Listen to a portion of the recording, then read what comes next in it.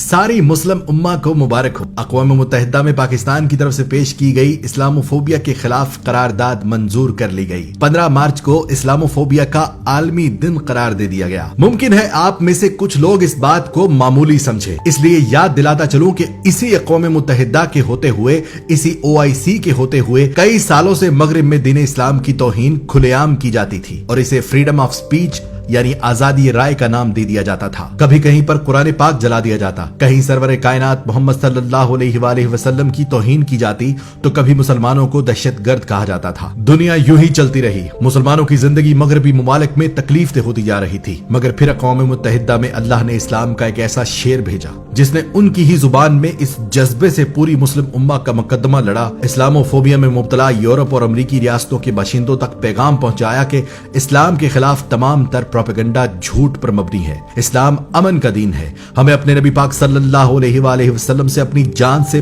बढ़कर मोहब्बत है और जब तुम उनकी शान में गुस्ताखी करते हो तो हमें तकलीफ होती है। अल्लाह का शुक्र है कि मेरा वतन वो हक अदा कर रहा है जिसकी वजह से ये वजूद में आया था। कलमे के नाम पर बनने वाला ये पाकिस्तान अपने मतलब की बुनियाद पर खड़ा है कि ला इलाहा इल्लल्लाह मुहम्मदुर रसूलुल्लाह। यही नारा अक़वाम मुत्तहिदा में लगाया गया था। उस मंजर को आज भी याद करें तो सहर तारी हो जाता है। ला इलाहा इल्लल्लाह, there is no God but one, and we will fight. जैसे सोचा जाए तो कौन है ये इमरान खान, आपकी तरह मेरी तरह एक आम पाकिस्तानी, उर्दू जुबान बोलने वाला। फिर क्या किया अल्लाह ने उसे मगरिब भेजा। फिर क्या हुआ?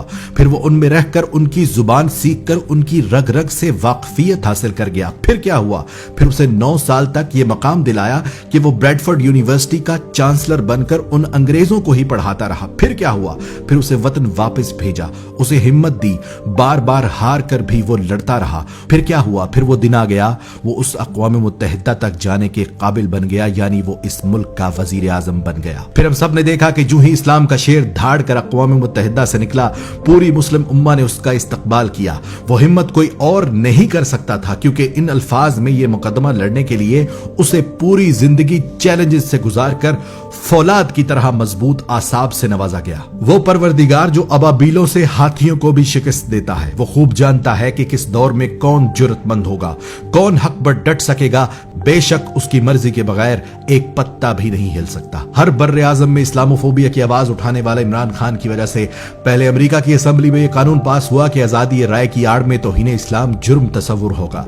फिर रूस के सदर पुतिन ने पूरे रूस में यही आवाज बुलंद कर दी कि इस्लाम की तौहीन जुर्म तस्वुर होगा। फिर आहिस्ता आहिस्ता अरब ममालिक के लोग भी उठ खड़े हुए और आज अक़वाम मुत्तहिदा ने इस पूरी मुस्लिम उम्मा के सबसे संगीन मसले को हल करते हुए करारदाद भी मंजूर कर ली। वजीर आजम इमरान खान ने पूरी मुस्लिम उम्मा को मुबारकबाद पेश करते हुए कहा है कि अब इससे अगला टारगेट अक़वाम मुत्तहिदा की इस करारदाद को पूरी तरह से दुनिया भर में कवानीन के जरिए इम्प्लीमेंट करवाना है, ताकि पूरी दुनिया में मुसलमान एतमाद के साथ इबादत करें। कोई भी हमारे मजहब या हमारे आकाए दो जहान हजरत मोहम्मद सल्लल्लाहु अलैहि वसल्लम की तौहीन करने की जुर्रत ना करे। अल्लाह पाक से दुआ है कि फख्र मुस्लिम उम्मा वजीर आजम इमरान खान को मजीद हिम्मत और इस्तकामत अता फरमाए और हमारे वतन को इज्जत और वकार से नवाजता रहे। आमीन। पाकिस्तान जिंदाबाद, इस्लाम पाइंदाबाद।